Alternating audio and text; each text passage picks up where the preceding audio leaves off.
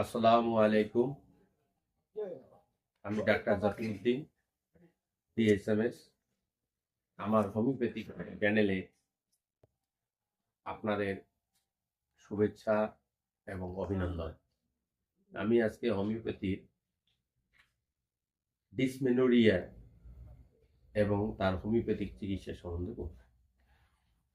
Dysmenorrhoea বলতে আমরা বুঝি পেইনফুল মেনস্ট্রুয়েশন। আমাদের বোনেদের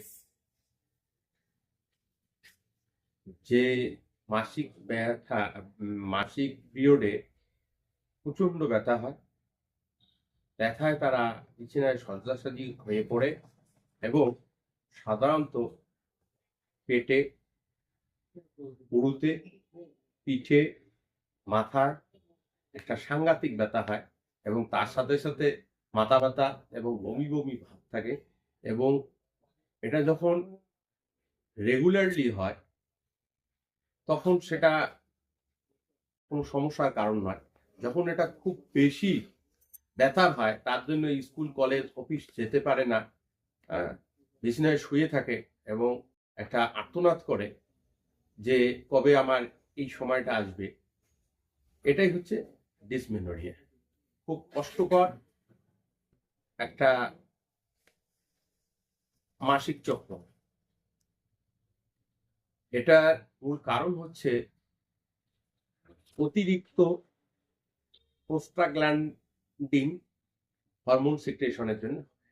এর হোমিওপ্যাথিকে খুব ভালো চিকিৎসা আছে এবং আমরা হোমিওপ্যাথি যখন চিকিৎসা করি বা আপনারা যখন হোমিওপ্যাথি ওষুধ নেবেন তখন ডিসমেনোরিয়া রেপার্টরি দেখে ওষুধ খেয়ে লাভ হবে না। রেপার্টরিতে হয়তো ডিসমেনোরিয়ার 50টা ওষুধ আছে, কিন্তু সেটাকে ইন্ডিভিজুয়ালাইজেশন করতে হবে।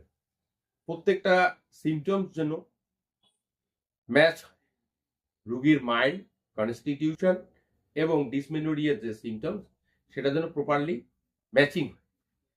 আমি 5-6টা ওষুধ বলবো এবং এর বাইরেও ডিসমেনোরিয়ার আমাদের হোমিওপ্যাথিতে অনেক ওষুধ আছে এবং এই ওষুধগুলো যদি আপনার ডিসমেনোরিয়ার সময় সিমটমের সাথে ম্যাচ হয় তবে তার 30 পাওয়ারের ওষুধ সারাদিনে 5-6 বার খেলে, এরকম 5 দিন 7 দিন যদি খেয়ে যান তাহলে সুস্থ হবেন। তারপরে কোনো ভালো ডাক্তারের পরামর্শে তার কমপ্লিমেন্টারি ওষুধ যদি নেওয়া হয় তাহলে দেখা যাবে 3-4 মাসের চিকিৎসায় ডিসমেনোরিয়া আপনি ভুলে যাবেন, আপনার মুখে হাসি ফুটবে এবং এই যে ডিসমেনোরিয়ার যে কষ্টকর জ্বালা আপনি ভুলে যাবেন। এ ব্যাপারে আমাদের সব থেকে প্রপার মেডিসিন হচ্ছে বেলেডোনা, কোলোসিনথিস, ক্যামোমিলা, ক্লোরোফাইলাম, সিমিসিভুগা এবং পালসেটিন। তো আমি সংক্ষেপে প্রত্যেকটা ওষুধেরই 3-4টে করে সিমটমস বলবো। যে সিমটমস আপনার সাথে ম্যাচ হবে সেটাই হবে আপনার ওষুধ। বেলেডোনা রোগী সাধারণত একটু রাগী এবং উত্তেজিত হয় এবং তার মাসিক যে ডিসমেনোরিয়ার যে ব্যথাটা সেটা থেমে থেমে আসে এবং তার যে রক্ত হয় সেটাও থেমে থেমে আসে এবং সেটা প্রচন্ড গরম রক্ত থাকে এবং রক্ত প্রবাহ হওয়ার পর রোগীর সাময়িক আরাম পায়। তো এটা হচ্ছে বেলেডোনা সিমটম। নেক্সট হচ্ছে কোলোসিনথিস। কোলোসিনথিসের রোগী খুব রাগী এবং তার যে মাসিক ব্যথাটা হয় তখন মাসিক ব্যথায় রোগী একদম দুমড়ে মুচড়ে যায়, বিছানায় শয্যাশায়ী হয়ে থাকে। কিন্তু তার যে সিমটম, সেই সিমটমস যদি ম্যাচ হয় তাহলে কোলোসিনথিসের 30 পাওয়ারের 5-6টা ওষুধ, 5-6টা ডোজ আপনি যদি খান 4 দিন 5 দিন ধরে এবং এরপরে তার যদি কমপ্লিমেন্টারি ওষুধ খান তাহলে আপনি সুস্থ হবেন। তো কোলোসিনথিসের সিমটমস হচ্ছে পেটে চাপা দিলে আরাম পাওয়া যায় এবং রোগী প্রচন্ড উত্তেজিত থাকে এবং তারও একটু গরম লাগলে আরাম পায় এবং ঠান্ডা লাগলে বেশি। নেক্সট ওষুধ আমাদের হচ্ছে ক্যামোমিলা। ক্যামোমিলার রোগীও প্রচন্ড রাগী, অস্থির এবং এই মাসিক যন্ত্রণায় যারা তাকে পাশে থেকে সান্ত্বনা দেয় তাকে সে রোগী কামড়ায় এবং এ রোগীরও প্রচন্ড পেটে ব্যথা এবং ব্যথা অস্থির হয়ে যায়, তীব্র ব্যথা, এবং যে রক্ত প্রবাহ হয় সেটা দলা দলা টাইপের রক্ত হয়। নেক্সট ওষুধ হচ্ছে সিমিসিফুগা। সিমিসিফুগার যে মাসিক যন্ত্রণা সেটা এক জায়গা থেকে অন্য জায়গায় সরে যায়, সাধারণত কোমরের দিকে খুব ব্যথা হয়, এবং সিমিসিফুগারও পিঠের দিকেও খুব ব্যথা হয়, এবং বিদ্যুৎ গতিতে এক জায়গা থেকে আরেক জায়গায় ব্যথা ছড়িয়ে পড়ে।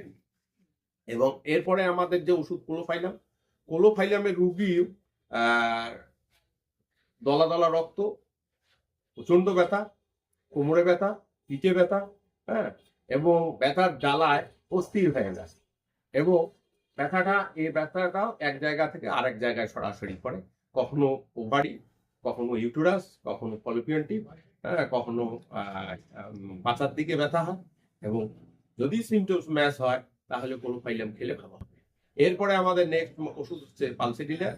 পালসেডিলিয়ার রুগী অনেকটা সহজ সরল, ভীতু, মোটাসোটা, এবং এর সবকিছুই হচ্ছে পরিবর্তনশীল এবং ইরেগুলার। স্ক্যান্টিমেন্সিস, হ্যাঁ,